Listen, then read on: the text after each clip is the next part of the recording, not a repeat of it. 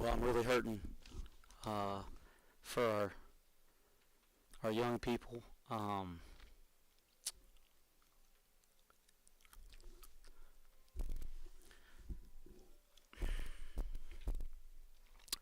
They played their asses off for us tonight, and that's the way that you're supposed to defend and you're supposed to fight at Cincinnati. Is it perfect? No, there's a couple possessions that are really poor defensively, but for the most part, that was back to what I wanted to be able to expect from this team every night, and I hate that we couldn't get the result because of it, and I hurt for them.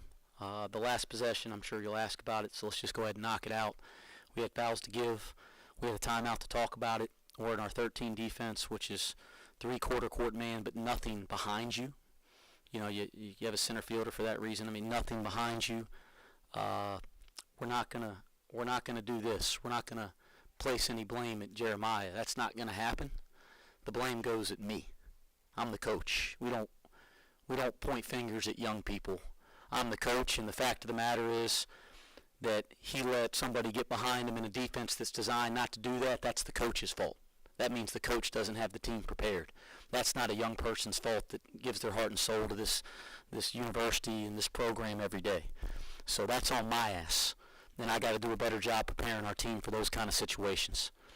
I liked the look we got there in the tie game. We tried to kind of come out of that semi-timeout and see if we could steal one on a little backdoor play, to try to kind of catch him sleeping. And then I thought it was the right timeout to call to try to find the best matchup for Dave, get the best time and clock management there with the 4-second differential. I thought we got a switch that, gave him somewhat of an advantage that we were trying to pick on, what we thought would be the best advantage for David. And I thought David did a nice job of creating space and getting a clean look. I thought he made it. I thought he made it when it hit the front of the rim and it bounced up there. And I thought we had a great chance to get the offensive rebound.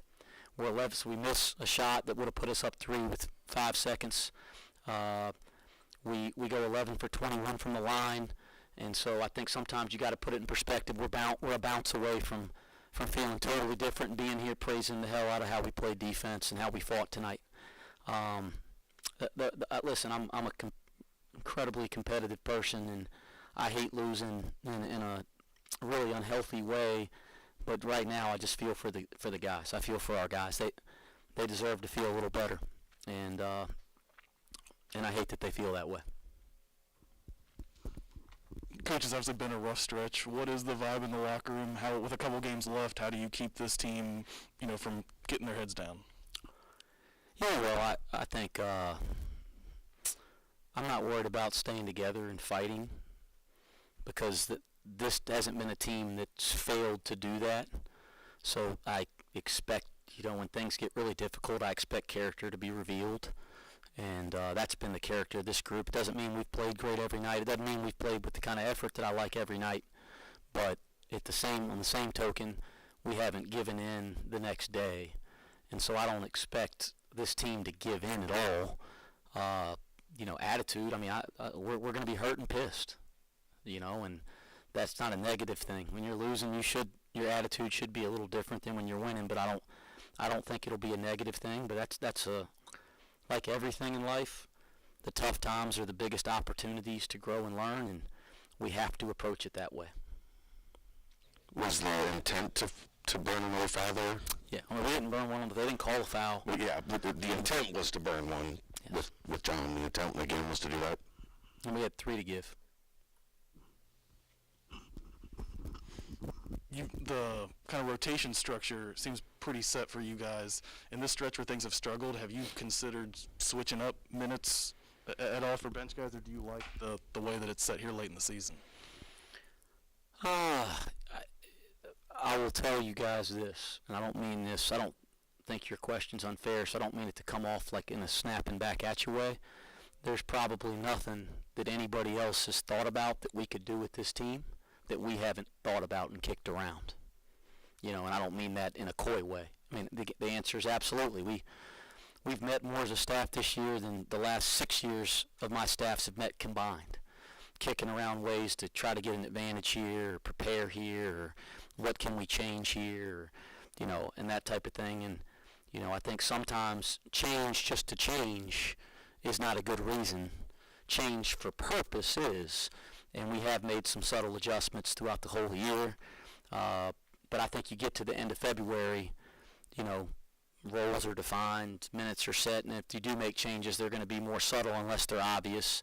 And we have had some subtle changes in the rotation, that type of thing. But you're right. I mean, if you're watching closely, and I know you are, Justin, for the most part, I think things are somewhat set in stone at this point. And as a player, I think that's a good thing. I think you want to kind of know when you're going in. I think you kind of want to know what you're expecting at this point in the year. And I've coached a lot of really good teams.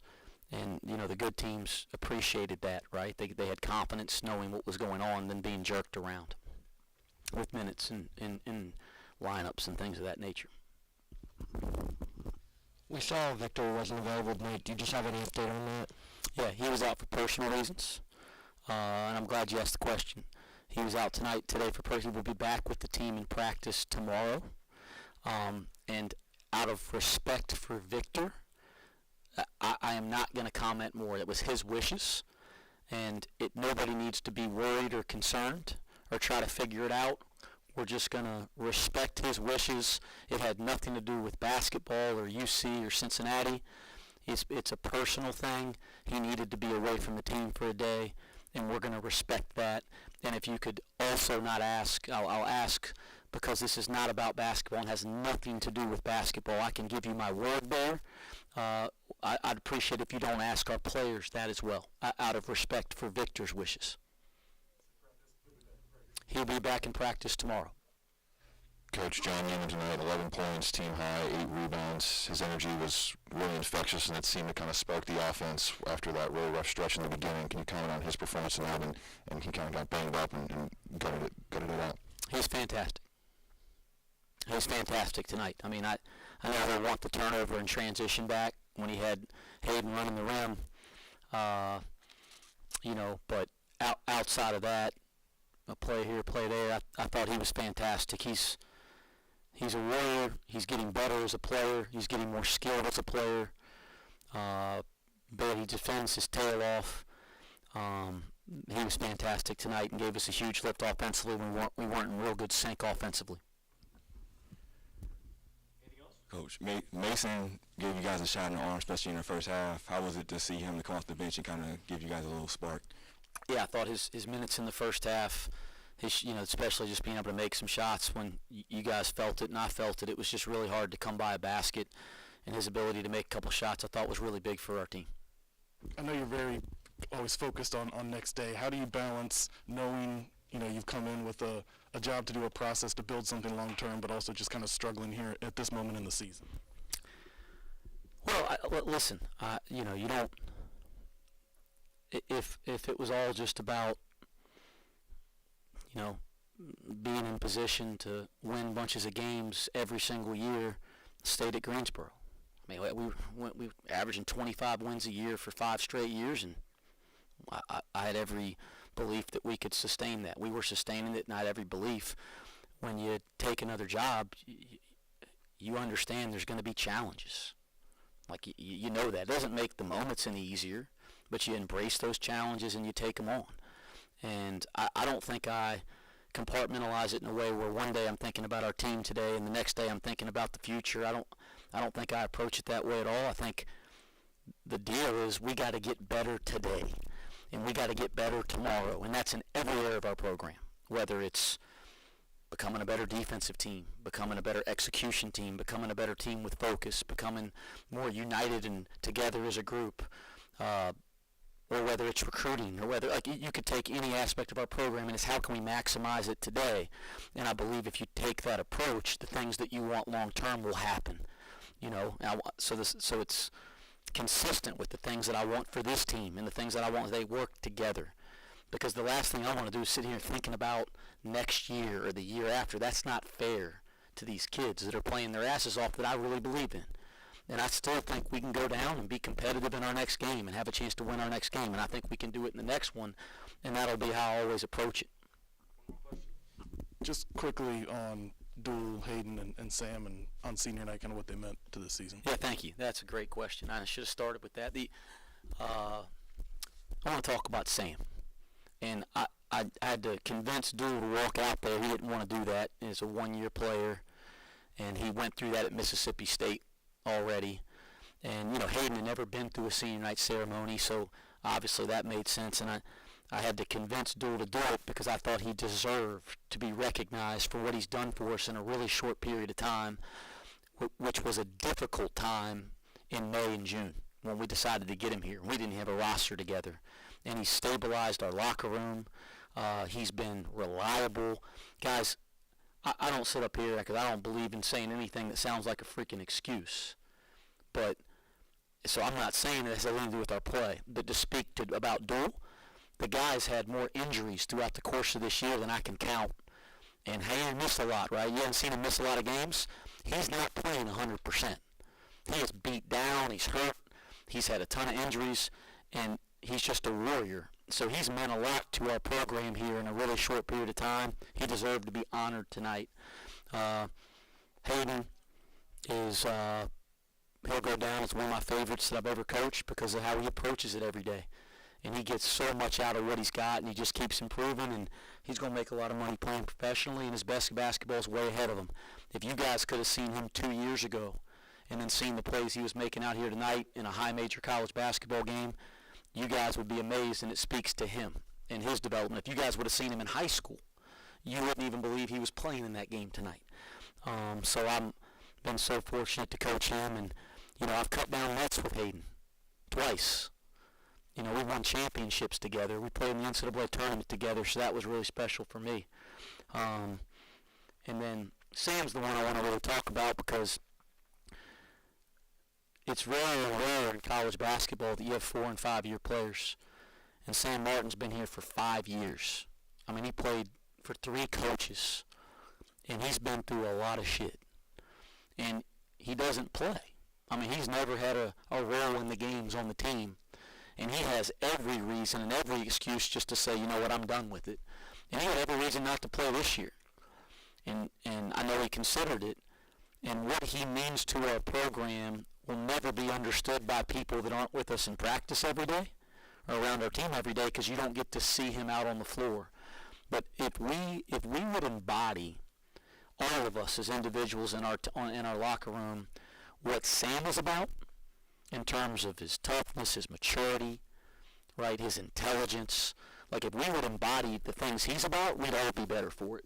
And so the most important thing tonight was that we got a chance to honor somebody that did it for 5 years here without a scholarship and without any other recognition that everybody that gets to run out there and play gets. And he kept coming back.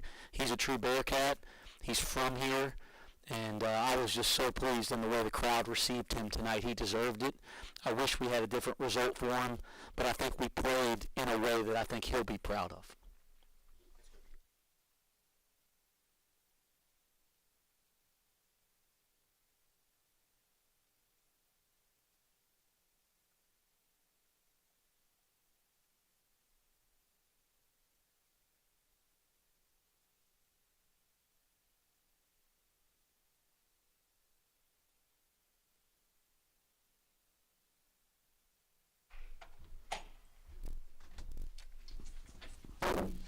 What's good with y'all? What's up, y'all? Questions? John, that last possession, I'm guessing knowing you had fouls to give was the directive, be aggressive, try and get a steal if you can? Yeah, I mean, just, you know, try to go for it, do what you can. But it just didn't go our way. You know, it just didn't go in our favor this time. So, that's all. Sam, result aside, I know you're frustrated, but you've been here a long time. This place means a lot to you. What was it like getting the ovation during the senior day ceremonies and then, you know, when you were out there getting the start for the game? Yeah, I mean, the fans have been amazing. I mean, it's been a really special experience for me. I mean, from all the coaches, teammates, trainers, all the managers. I mean, every single person that's been part of this journey for me has made this special, and the fans kind of capped it off tonight. Obviously, wanted to get a win, but they did a great job of making it special for us seniors, at least. John, 2-6 this month in February. Is there something you can attribute to this rough stretch here? I mean, we just gotta lock in on the details. A lot of our games have been by 1, 2, 3 possessions. So I think the main thing with us is just like locking in, making sure we're not making those like little mental mistakes, mental errors that end up costing us the game in the end. So I think with us, we just gotta continue to value each and every possession on both ends of the floor, and we do that. I mean, shoot, we look. Losing is hard, bro. But like, I still believe we can accomplish everything we wanted to accomplish this year. We can put our heads down and feel sorry for ourselves and pout and give up, because a lot of teams in college basketball would give up right now. But I know that's not the kind of person I am, and that's not the kind of guys that I have in the locker room with me. So, we're just gonna keep going and keep fighting, man. That's all we can do, and we're gonna get better from it, man. We're gonna, it hurts, it stings bad, but I think whenever we go through tough times, you can always grow through it. Like it's, what I'm saying, it's a famine right now. Like you said, 2-6 in February, but I think a harvest is coming soon if we just focus on those minor details and just stay together and just keep going. John, you were all over the glass tonight. 8 rebounds, really brought the energy and kind of connected the offense in the middle of that first half when things were really bogged down. What was your mentality at that point in the game when you started to kind of find the rim a little bit and were able to find some creases in that South Florida defense finally? Just to just make winning plays, man. I don't really think about nothing when I'm out there. I just get lost in the game, really, and just listen to Coach West because he knows what he's doing. So I just trust him, listen to him, and he just allows me to go do me. So that's all it is. You decided not to walk for senior day today. Was there anything to that, or you just haven't sat down with coach and made any decisions on the future yet, or were you I'm coming back? Yeah, I'm gonna be back. You'll be back for sure. Okay. How many eligibility left hidden for you? I don't know. We'll see if we can find some loopholes. I'm not ready to leave. John, you mentioned like a lot of teams would give up at this point. What is it about you and the other guys in the locker room that you mentioned that have been able to kind of stay together during this stretch? For me as an individual, I mean, I just been through like granted, like it's one of the hardest things, losing. I hate losing, but I've made it through harder things in my life. And I did that by just keeping going and trying to see the positive in everything.